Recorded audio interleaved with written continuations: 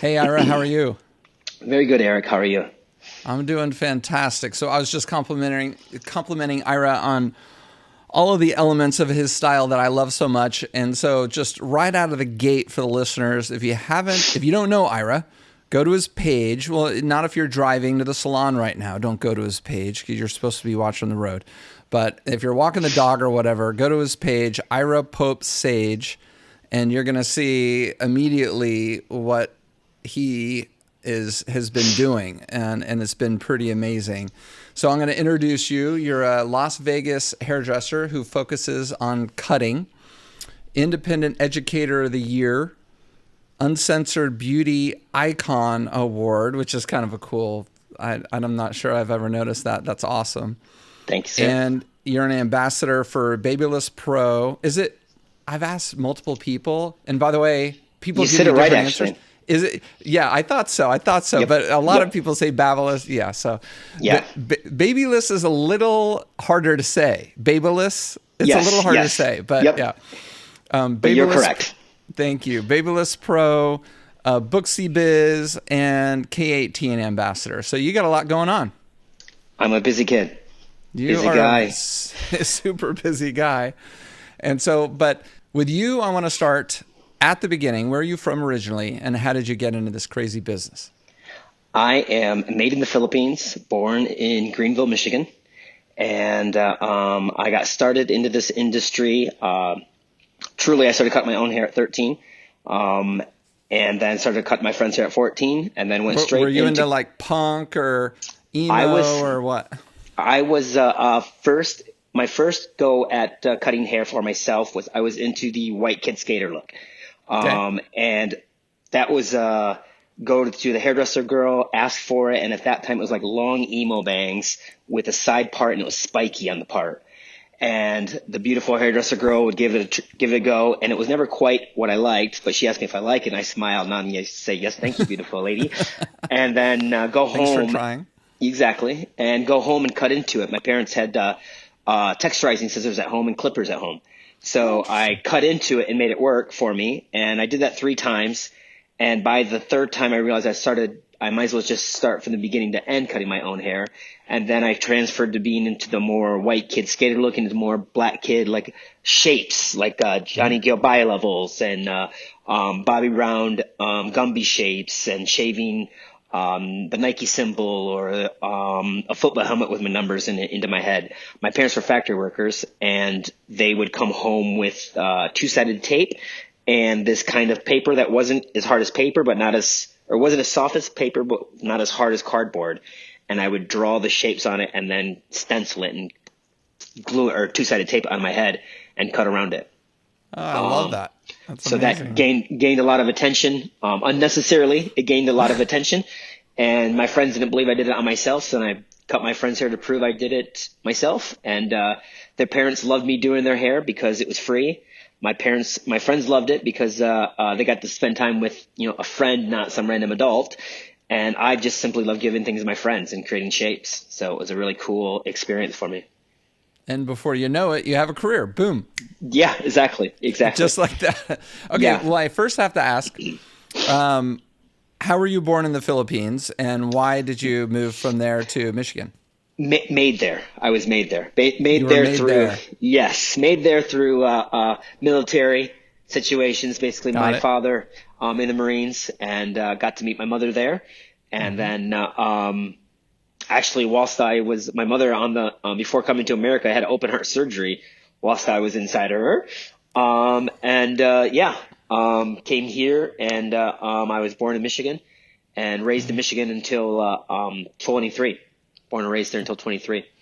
All right. So in Of that age of time, 23. sure. So in that time, when you're in Michigan, you're growing up and through different trends, et cetera, and you took a lot of interest in your hair and realized that you had to do it yourself if you wanted it to be the way that you wanted it to be. And isn't that the beauty of youth, that we can get long bangs sweeping off, pulling off on one side with a spike on the part, right? Harder to do when we get older. And Yep. so you started doing that yourself, and you're doing all your friends and your buddies and your parents. And so you probably I mean, give me some kind of time frame reference. Like, after how long did you feel like you were pretty good at it? Ooh, that took a long, long time. I mean, I guess I, was comfortable with what I was doing in the bathrooms when I was young. But once I got into cosmetology school, that obviously switched my whole perspective and made me realize that all the clipper work that I had done in the bathrooms, there's a whole other, and that stuff was right to the head for the most part. And if it wasn't right to the head, it was only like this far away from the head at the most. So that was there was less range, so there was less confusion. All of a sudden, where the links became longer and you're pulling the hair away from the head a lot further and putting hair to your fingers, that certainly gave me a whole new perspective and realized there was a whole new world that I didn't know at all. So that then, I would say, as far as in me really feeling, I mean, I was confident in school with cutting hair, but it took me probably a good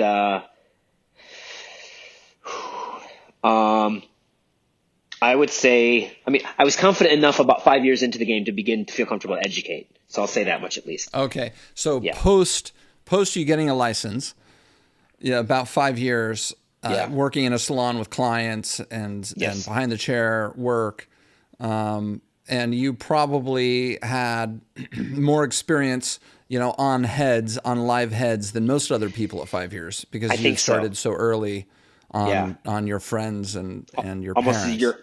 Almost European like in that manner, truly to start at such a young age like that, much more European than compared to most Americans. So I went through so many fails younger. So since I went through so many fails, it reduced my fear because I knew how to get out of the fails. Basically, I self-taught myself out of the fails. So it was a very from a technical experience. Standpoint. Correct. Yeah. And of course, isn't it great to practice those fails on your homie who doesn't even see the back of his hair, Yep. Exactly. Yeah, that's perfect. You see it, and then you could sit back there and correct it, and your homie's not really paying you, so you don't have that pressure. Exactly. You said it on the dot right there. It's just the perfect way to learn, actually. So, okay, that's awesome. So you decide to go to beauty school. You went to beauty school in Michigan. Yes, sir. Yep, at Maley's school back then. It was called the Excel Academies of Cosmetology. Awesome. Now, is this Maley's from the West Coast John Maley run distributor? Correct. They were West Coast, and then they're also Grand Rapids, Michigan, basically where I'm from. So I totally forgot. Based out of all good. They based out of Grand Rapids, Michigan, but then they spread to some of the West. Yes. Of course they did. I knew that. John has been a friend of mine for a very, very long time, 25 years or so. Yep. And they started there. It was John's dad, I think. Exactly. That started the business. Mike Maley. Yeah. Yep. Oh, that's super cool.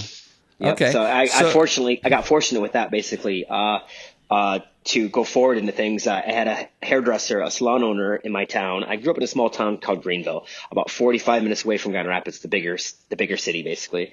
And my sophomore year of high school, salon owner saw me and he complimented me on my own haircut, and he said he had seen a lot of my friends and their haircuts and said I did great work, asked me if I was going to get or become a hairdresser. At that point, really just girls and sports were the only things I was really focused on in my life. And I really wanted to be a lawyer at that point. My parents were factory workers, and between our lake and the next lake over was a super beautiful house with the indoor-outdoor pool, the Porsche, the full court tennis court and basketball court. Like, they had a lifestyle that I really wanted to achieve and live. And they were lawyers. So there you go. I wanted to be a lawyer, and I had that lawyer goal until going into my senior year. Fortunately, that salon owner, I'm drawing a blank on his name right now. It'll come to me in a moment. But anyway, he referred me to the Maley School as opposed to going to, cheap University of Cosmetology. That was that was the thing that I saw on commercial television, to go to that school. So I would have gone to that school had he not referred me to the other school. Then going into my senior year, I had to decide if I was going to be a lawyer, I was going to have to run cross country, because everyone ran slower than me. So I was offered scholarships, and then, but I really wanted to just play football and have fun with my friends. Fortunately, cross country started 2 weeks before football. So I did the 2 weeks of cross country. The first day of football practice, I gave my buddy a ride home from football practice and stopped at a stop sign, looked over to the right, and there was a beautiful house that had two nice cars parked outside of it and a nice boat parked outside of it. And I was like, oh my gosh, look at that. That looks beautiful. And he said, oh, that's Jeff Hall's the name. That's Jeff Hall's house. And Jeff Hall was the hairdresser that saw me at the gas station. So immediately I saw a lifestyle that I could acquire through being a hairdresser. So I said, perfect. I don't need to run cross country. I can play football, have fun for the rest of my life, and become a hairdresser. So that's how that worked out. And you could avoid the academic rigor and yes, the financial depth of things, all the things. It was and I'm very ADHD, and I'm also very dyslexic. So and I fall asleep about for me to read an article, I tend to fall asleep. So it would not have been a good fit for me to be in the law industry at all. I couldn't imagine it for myself. I also, it's kind of funny, I also thought that I wanted to be a lawyer. Okay. And probably for similar reasons, because I was thinking, well, it'll make a nice living, and it's a path that seemed transparent to me. That I could do it, but I never ever could have spent so much time reading the nauseous language and the sentences that go on for like 3 paragraphs that you have to as a lawyer. Never could have done it. That academic nature to it, and the highly technical language element to it. I would have been horrible. Would have hated it. I would have fallen asleep as well. So I hear you on that, and so cool that you're on your way home and you stopped at the stop sign or stoplight, and your friend pointed out your kind of soon to be mentor. Yeah, my relationship and my eyes with the universe has been very connected since a very young age. So I've been very fortunate with that. Isn't that neat when we kind of connect the dots going back? And of course, the older we get, the neater it is that we can connect dots going farther back, and you kind of see that path that in reverse to how you got where you are. Yeah. And of course, there's some of those dots where you're like, I wish the dot would have been a little over there, a little in that direction. But, if it had been a little over there, then this other thing might not have happened. And that was a great thing that happened. And I think it's one of the cool things about getting older. And my wife and I talk about that quite a bit. And I think everybody's story has interesting little things like that. Okay, so you go to school and you graduate, and then you went to work in this guy's salon? I went to work at Philip Anthony Salon. So Philip Anthony was him and his wife, Sharon Anthony, were both Redken platform artists, and they were from Toronto, and they were just opening a salon in Grand Rapids, Michigan, where I went to school at. And so it was perfect that just before graduating, Philip was teaching a razor class, a razor haircutting class. And I was fortunate to get an invite to go to that. And in doing that, I still to this day I don't know how he did this necessarily, but he went through like 9 different haircuts with a razor. Today I would never teach in such a manner, but he went through like 9 different haircuts, and he just blew my mind with the opportunity options that could come through cutting with a different tool. So I was so impressed, and immediately then, interestingly enough, getting out of cosmetology school, I was getting offers from this not distributorship, but this high-end like mall store kind of thing, department store, offering me to manage their salon straight out of school. In-store salon. Yes, which was so strange. But in my head, I was like, okay, cool, I could be a manager right away. I started school. But then after experiencing Philip's class, luckily, that made me realize real quick that I would much rather assist for a year and learn from someone great rather than to go manage and maybe end up not liking this game at all. Yeah, I mean, how strange that the department store wanted to hire somebody fresh out of school strange. Yeah. to not only work on the floor of a salon, but manage Wicked. the salon. Oh my God. Yeah, yeah, that was a Hilarious. very crazy scenario. But at the same point, it kind of gave me a realization of, again, what great opportunities Yeah, can lie in front of me in this path, basically. totally. The Yeah, the the possibilities.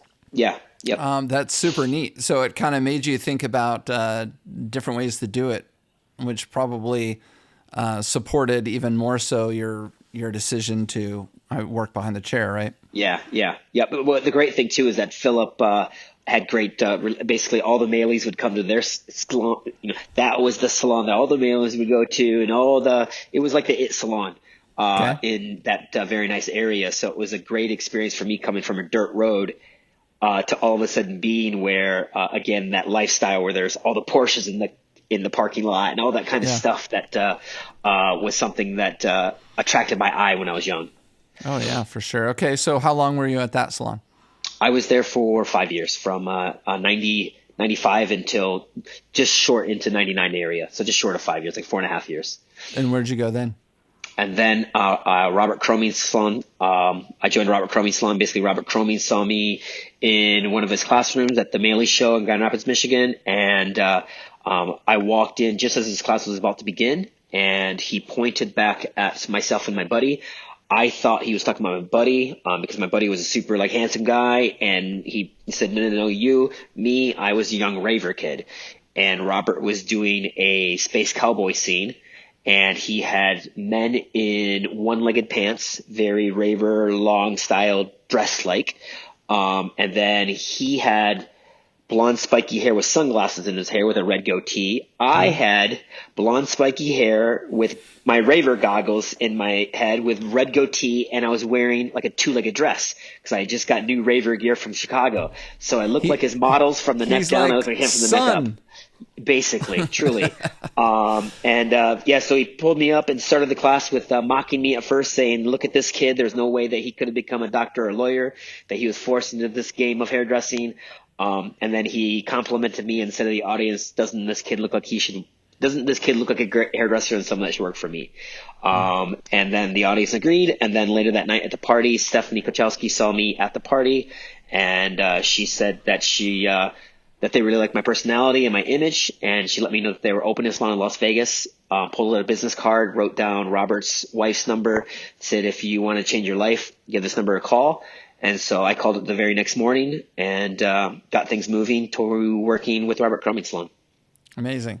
Shout out to Robert. He's been a friend of mine for many, many years, and he's been on the podcast a number of times.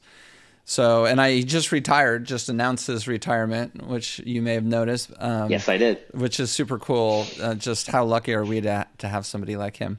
Yes, So, agreed. all right. So, I'm sorry. What year did you move to Vegas to work in his salon? I moved to Vegas February of 1999.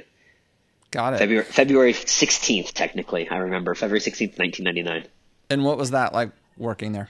That was a very interesting beginning because I, coming from Grand Rapids, Michigan, going to California originally because the salon wasn't open in Vegas, I thought I was going to see all this like fancy California, like forward looking hair. And it was all very like beachy, long, bouncy, round, brushy, pretty hair. Yeah. And so I was kind of shocked with that, but it was still cool. I was in San Diego for 3 months. It was meant to be 3 weeks. It turned into 3 months. Construction, of course, with Vegas took a little while. And so I had all that time to sort my licensing for Las Vegas. I was very much a young procrastinator, and I did not start my license. Then it's time to go to Vegas. I get to Vegas. I'm working there for like 3 weeks, and then state board came in due to the fact that one of the managers was not a fan of me, which is a very rare experience in my life, but this woman was not a fan of me. Uh-oh. And she called state board and let state board know that there was a blonde-haired kid working at the salon with no license. Oh. And so they came in looking directly for me. They found me. I tried to play dumb and this and that, but the license in Las Vegas had pictures of your face on it, so I couldn't get by with anything. And literally that was the morning that I sent my paperwork in for my licensing. And so I tried to say that, I got the license in Michigan. I just sent my paperwork in today. That's okay, right? And they're like, no. So So myself and Kelly Cardenas, who didn't have a license yet either, he and I then drove to, and he was one of the managers at the time too, but Yeah, he and yeah, I yeah, then drove to San Diego as our yeah. punishment of sorts. We could go back to San Okay. Diego. He had a license there, and they didn't have picture ID license in California, so I could go back there and cut hair, and he could go back there and cut hair. And then my girlfriend at the time had came from Michigan to come see me, so she then flew to Vegas, and then I had to fly her to California. We were there for like 2 weeks, and then Kelly got his license, so then he was going back, so I drove back with them. Without asking or anything like that. I just drove back with him because I didn't want my girlfriend to have to drive like 5.5 hours with some guy she didn't know, and then stay with my roommate, Robert's sister, without, having to stay with someone that she didn't know either. So I just drove back with them. Then the next morning, Margaret says, where are you at? And I say, I'm in Las Vegas. And she's like, what are you doing there? And I'm like, I have to, protect my girlfriend, this and that, blah, blah, blah. I thought you'd understand. She's like, no, I don't understand. How do you expect to come to work in San Diego today if you're in Las Vegas? And I'm like, oh, I'll just go to Las Vegas. I'll go to the salon there. She's like, no, you can't. And I said, Because well, you didn't have a license yet. correct. And then I showed up at the salon basically. And then that manager that called state board said, you have to leave. And I said, no, I'm not going to leave. I came all the way from Michigan for this job. And she goes, no, you have to leave. Otherwise, we're going to call security on you. So I left. And I hung out in my room for 2 weeks. And this was back in the day when you would get paper tickets for your flights. Yeah. And I bought the ticket back already because it was cheaper back then. And so I basically just kept looking at my ticket for like 2.5 weeks thinking, do I just go home or do I not go home? I didn't want to go home and be a loser. I had seen so many people growing up that had left Michigan, and they'd be gone for maybe like 6 months, maybe a year, and they ended up back. And my mindset always kind of felt that they just couldn't cut it. They didn't make it. And so I always felt bad for them, but I always felt in my head like I'm going to be someone that leaves and that's going to make it. So I didn't want to leave because of that. Luckily then 2 weeks later, Robert had convinced Margaret to rehire me. And so I got to go back as a retailer basically. And Okay, so no license yet. Correct. And How long did it take to get the license? I'm dying with suspense. So that was May when I got caught, and then I couldn't go in front of state boards and appeal my case until September. I got fined $3,000, basically $1,500 twice. What? But fortunately, legally I couldn't do hair in the salon, but there's hotel guests at Mandalay Bay, where Robert Crumey's salon was at. So I couldn't technically, but I did certainly do some room calls during that time. Ira's doing air quotes. Yes.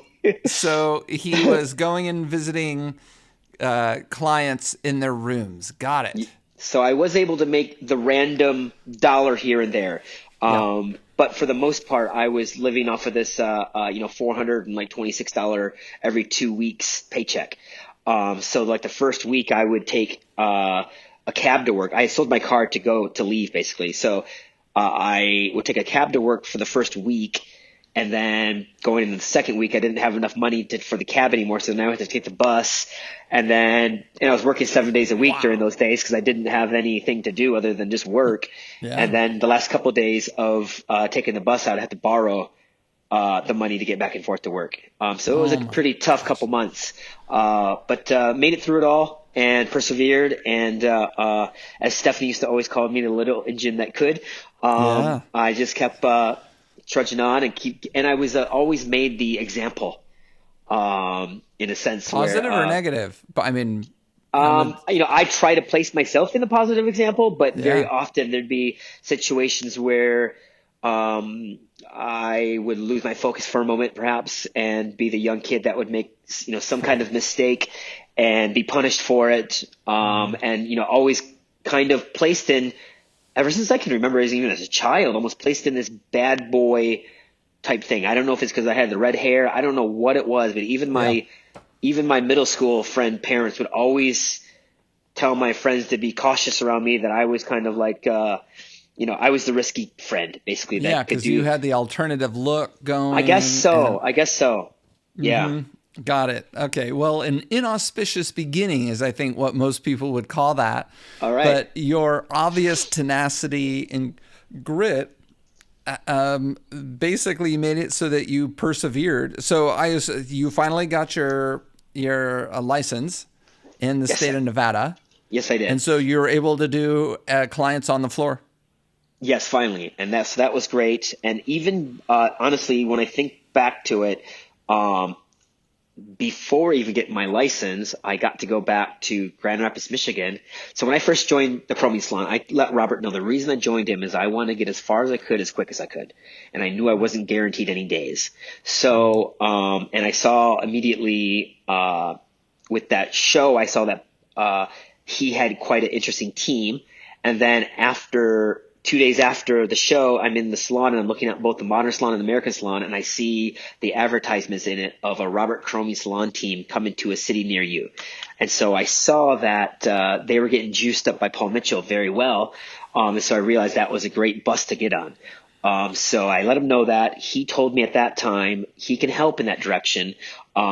And he said, but to be a platformer, he said you had to have some type of a story. And I said he didn't say it was a story that I had to tell, but it was a story that would connect to the audience. And I was a young 23-year-old kid. I had no clue what that meant. I just smiled now and say, all right, cool, thanks, guy. And then I get to go back to that show at the Manly show, and he let me know the night before the main stage. He said, if you find a model for tomorrow main stage, you can cut hair. And so I was like, sweet. So I find a model. This was before 8 Mile, but I already knew coming from Michigan that you get only one chance.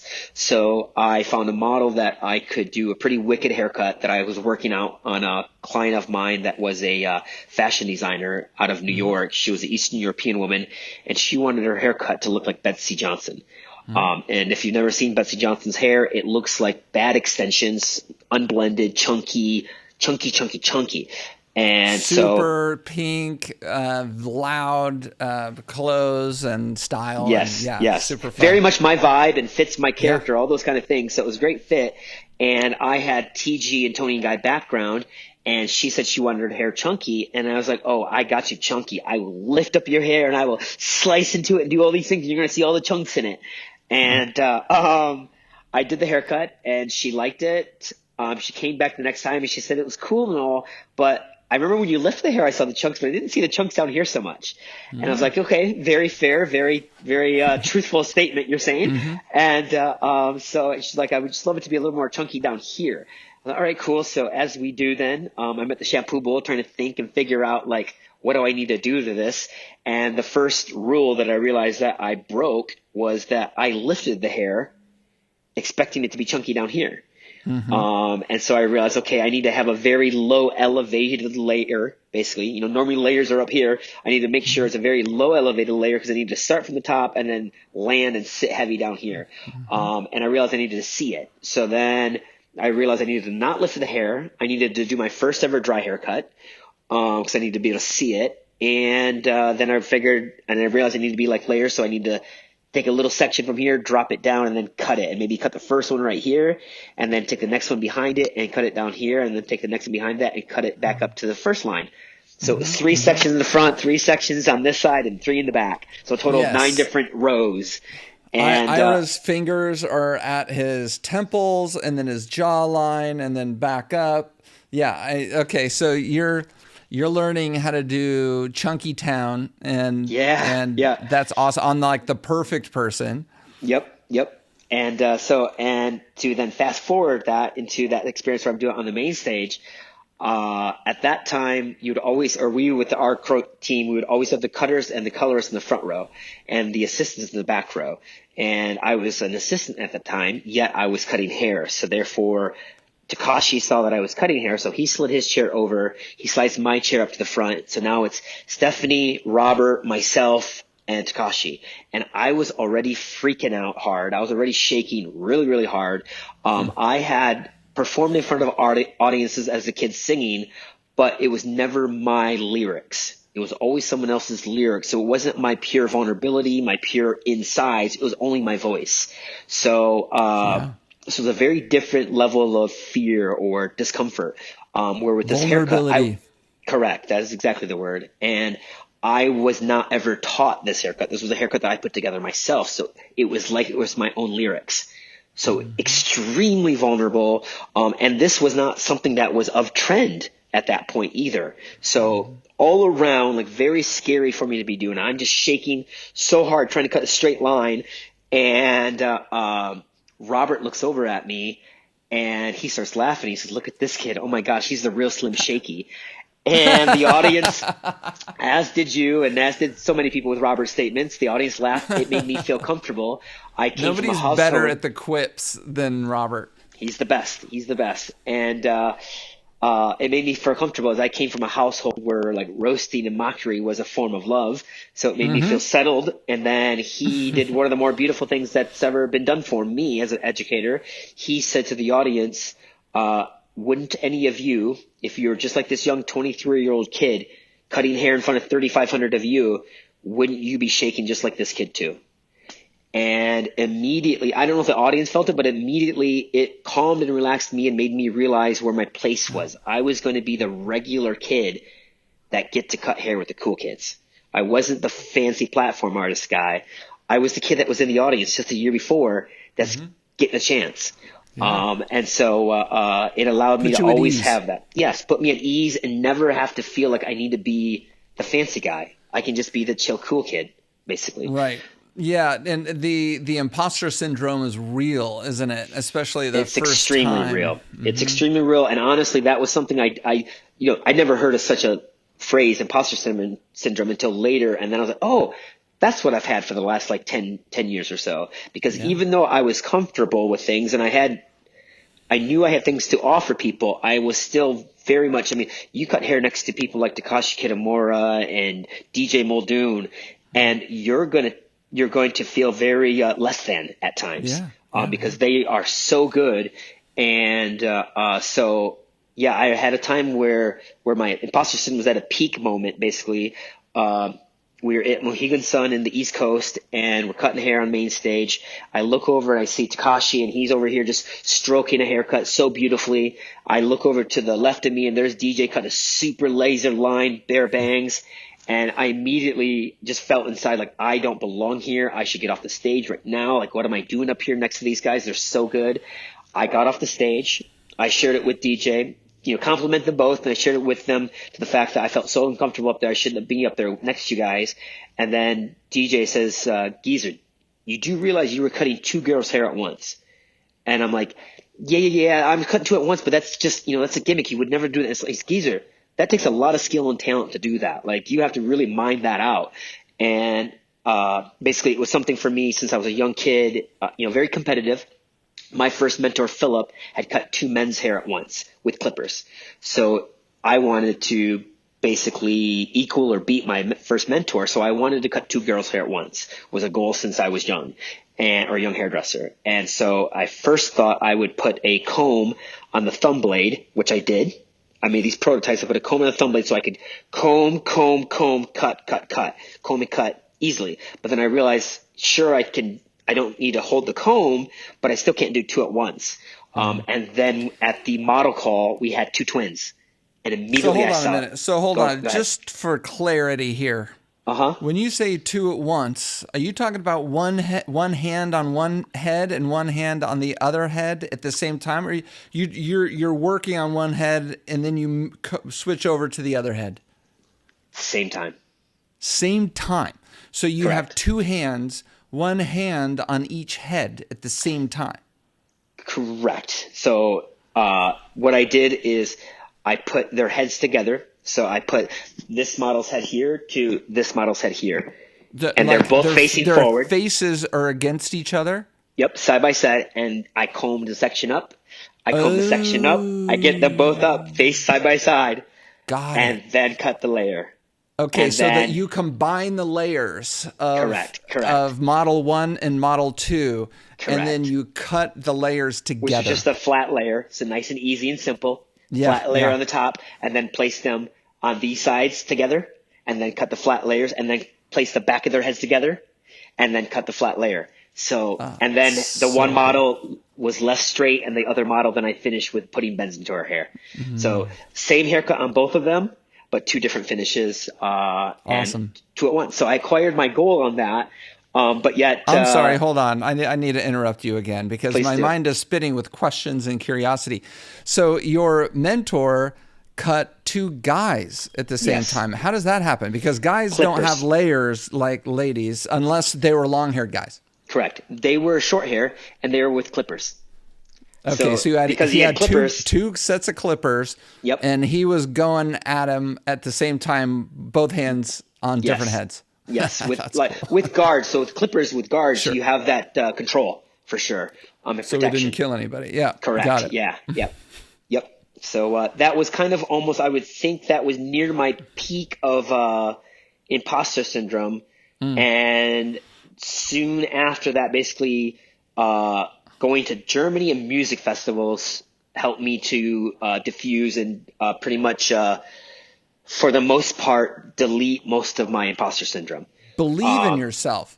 Yes, and stop Have comparing the myself. self-confidence. Yeah, Yep. and we're just so like that naturally. We're like that to be modest. I'm like that. I just kind of default to modesty, and I'm constantly second guessing things that I'm doing. Is that the right thing? Could I have done it better? Blah, blah, blah, blah, blah. And I don't know whether it's our culture or what. I know in the Midwest, you grew up in Michigan. I don't. Michigan's considered the Midwest, right? Yes, I don't most want to be definitely. technical here, yeah. But the culture of the Midwest is, work hard, don't get outside, the boundaries. Be a good, God-fearing maybe person who's humble and serves those around them, and all these other kind of wholesome things. That doesn't play well if you're going to push the boundaries, does it? It's I wasn't trained into it, and yet I was in the sense that I've obviously cut my hair the way I did, and always having that standout type of thing, I guess. But now yeah, you're on my stage. surroundings wasn't giving me that. Now you're becoming a master within your realm, right? Somebody who educates others, and that comes that you have to have enough confidence to be able to stand in front of people and say, "I know how to do this really well," subtext better than you guys, and you can learn something from me by doing this, right? And it's uncomfortable for me to use those words because we all want to be modest and humble. Sure, But that sure. is kind of the nature of that relationship between teacher and student. It is, and to be almost respectfully clear, early on, I wasn't really much of a teacher. I was very fortunate that Robert let Takashi know and let me know that there were enough of the Robert Cromie Salon team doing the Robert Cromie's collection, and there was enough people of Scott and Linda's team and the rest of Paul Mitchell doing Scott and Linda's collection. So that was the objectives that corporately we had to reach.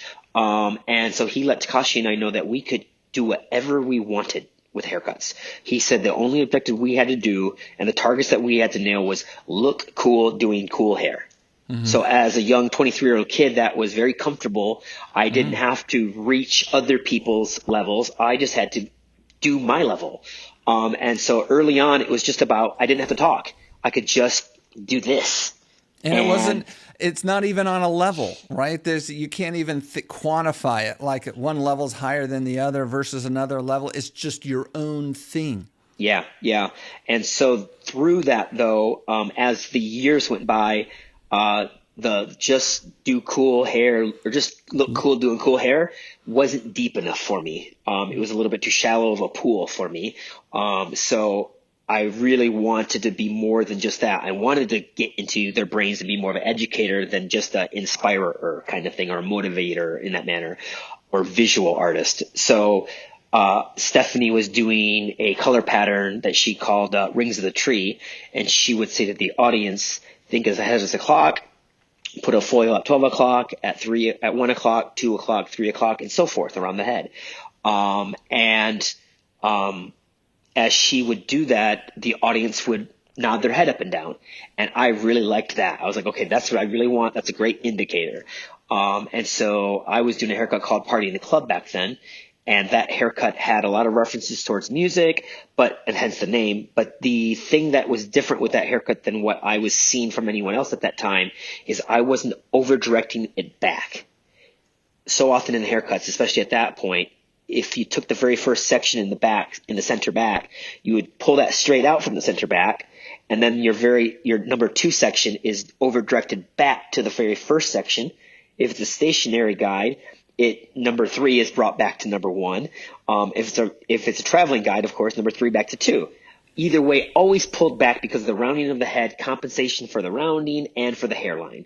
And so a lot of filling. I didn't want to fill, I wanted to follow. So I let the audience know that to think of the head as a clock, and I take 6 o'clock in the center back in the O-bone area basically, and I would take 6 o'clock and pull it straight out 6 o'clock, and 3 o'clock and 9 o'clock would also be straight at their hours. So there'd be no over direction back. Every hour was cut straight at the hour, so therefore it followed the head shape and it followed the hairline, giving a nice rounded shape and a nice V-line in the back. Past all of that, the most important thing is that I saw audiences do this. And so that was like nodding sweet. Their heads. Correct. Thank you. And so that was a good feeling, and that made me realize I was in the right path. And I stuck and I committed to this clock idea for a while, which it was truly something that I followed and joined. This was not mine yet at this point because I was just simply on the horizontal dimension, and it were just all the hours kind of thing. And then as time went by, I realized, okay, I can switch it and make it secondary and primary hours, or primary and secondary hours. And then I have 12 at the front center of the face, 3 at the right ear, 6 at the vertebrae, and 9 at the left ear. Those are the primary hours. Then I have the secondary hours in the corners or access points between 12 and 3 if they come together at the same place. Put your hands together, both with palms. Exactly, sir. They land right at 1:30. 4:30 in the back between 3 and 6. 7:30 and 10:30 are those. So that was the beginning of it becoming my own, because I had this primary and secondary hour. Then I realized I needed a vertical dimension too.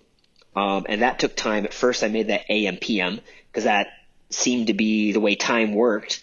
But then I realized there's a range of debate in that I didn't enjoy, because of the fact that with all of us truly, one night of the week, say if you said it was 4:30 in the morning, if that was maybe Monday, that could be 4:30, or that could be an early morning for you. But if that's a Saturday, that might be a late night for you. Do you know what I mean? So there was a range of debate that I didn't like. Sure. So then I did that for about 2 or 3 years, and I took that away. And then I realized I did on the vertical dimension, say on the horizontal dimension, there's 3 shapes, round, square, triangle. And yet on the vertical dimension, we have 180 degrees. That's a lot of chance for failure in my head. I live in Las Vegas. I'd never recommend anyone put their bet on 180 to 1 odds. You'll likely end up without home. So I realized that 3s happen a lot. So I had time of day and I made 3s. If it's parallel to the floor and ceiling, an elevation point, if it's elevated to a place where it's parallel to the floor and ceiling, that is right at noon. Noon is neutral. Anything earlier than noon is line and graduation that builds up weight. The coffee's not kicked in yet. If you laid in bed all day, every day, you're going to gain weight. As soon as you get out of bed, you begin to reduce weight. Same thing with your hair. If the hair is laying down to the floor, it's got the most maximum weight. Lift it up. It begins to reduce weight. Yet it's graduation. But it's less weight than line. And then you get parallel to floor and ceiling, you're neutral. Anything above that, the coffee's kicked in. You're into layer land, having much more lightness in your day and in your life and in the hair. So I love it. That's where I really made this clock cutting, which I kind of went forward into that, but this clock cutting method that I created through all that time, my own. Amazing. Okay, so in going forward with it, as you say, what does that mean for you now? You have, tell us about where you educate and where people find you these days. So nowadays I'm, for the most part, other than my relationship with Babeless and some other things that are in the pipelines right now, I'm all previously pretty much independent. And in that manner, I do more in-salon classes. And with that, I tend to do a demo in the morning and then hands-on in the evening or afternoon. So that I do that throughout the United States. Currently, all of that education is basically throughout the United States and Canada. Looking to get more into more Europe, hopefully this year or into 2025. And then I aligned myself with Social Art House, and they're an agency and management. And with them, they got me some of the different hair shows in the last couple of years. So got opportunities to get back into the show circuit of things. So through those means, whether it's in salon classes, some of the shows, and or virtual classes, things of that manner, those are the means of which I teach these days. Got it. And do you, what are you working in a salon behind the chair? I do. So I'm in a salon, in a booth rent salon here in Las Vegas, Nevada, and it is a salon called Level 10, and it's fortunate that being a booth rent, I can be there the days I need to be there and not be there the days I don't need to be there. And so I'm scheduled to be there Tuesday, Thursday, Friday.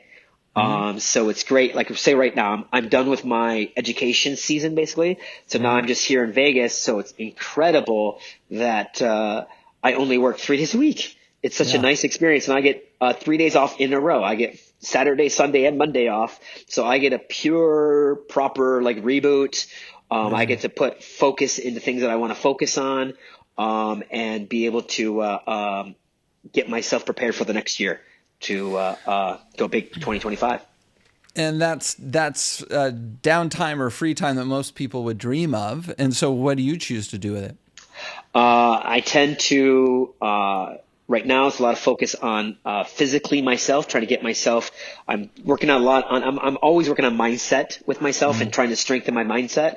And so I want to be able to physically show what discipline can be and what discipline can acquire. As I'm 48 years old, and last year when I got done with my season, which was in November, I was walking all year until I got done with my season. I stopped walking and working out in November, and cannabis is legal here in Vegas, and I just utilized cannabis and all the munchies and all that kind of stuff, and didn't work out from November until like the second or third week of January. And with all those unnecessary gains, I was working most of this year to kind of lose all of those unnecessary gains. And I got past the catch up, and now I'm to a place to where I'm beginning to start to see some lines start to come into place. And so I really want to push further and have a body at 49 that all naturally a body at 49 that I didn't have through my 30s. So I love it. And to show that discipline. Speaking of shape, you're trying to get that physical shape back in, which is awesome. Always good for us to keep an eye on health and all. Do you care what you eat? Are you I'm very diligent? big into what I'm very diligent. I did 7 years where I was an extremely diligent vegan. Around the 6.5 year mark, I realized I had so many opportunities that were very special opportunities that I wouldn't indulge in because of the fact that I was a vegan. And then I started to realize, nice dinners or whatever. Yes, certain meals at restaurants, and or certain times at one of my best buddy's house, his wife would go through and have fresh hung pasta. And I don't partake in it because there's egg or milk in it. And I was like, I hate these moments that I can't enjoy with them. And I'm not really I tried not to create a lot of energy towards myself that's negative, or create a wave that just seems like I'm needy. And, being a vegan sometimes, especially going to some salon where they're trying to feed everyone and I'm the only vegan, now I'm a needy person, and I don't really want to be needy. Somebody's like, why aren't you eating? You're like, well, because it doesn't conform with my current diet, and then people are all worried, and you become that needy person. Yep. So I'm very diligent in the sense that I try to maintain my health and try to maintain balance. Say if I'm not getting an opportunity to work out, then I'm not eating the snacks with my girlfriend at night, because I know that if I eat the snacks tonight and I didn't work out, then it's going to give me results that I don't want to see. So I try to be very disciplined and diligent in all those kind of things, for sure. If you could change anything about the industry right now, if I handed you a wand and you could wave it and change anything immediately about the industry, what would it be? I think the biggest thing I could help and change, or would be just to reduce their fear in general. Because there's just, I think, even though there can be some almost like mindsets that might be arrogant level of the opposite of fearful, I think that there's more aspects of fear, and the fear can be such a deterrent to success, I think, sometimes. The worst. And bottom line, obviously the opposite of happiness. You can't be happy and live in a state of fear, I think. No. And so many hairdressers, whether it's their income, whether it's their what they do on their weekends or whatever it may be, or their history of their life, whatever it may be, I think fear is, I'm afraid, one of the top things that I see amongst people that gives me a lot of sadness, seeing the level of fear that people have for things that are, I mean, again, fear was put into us for tigers and lions, not for giving someone a bad haircut. You know what I mean? There's no lions, there's no tigers. Yeah. And a bad haircut is a horrible thing to give someone. It's a tough thing to experience, but it's just a haircut. No it's one's just gonna 4 to die. 6 weeks. No one's going to get eaten by the lion. Correct.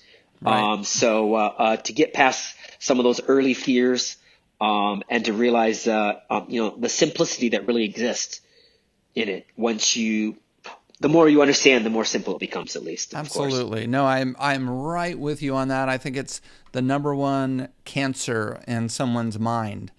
Yep. is fear, and it's so hard to control.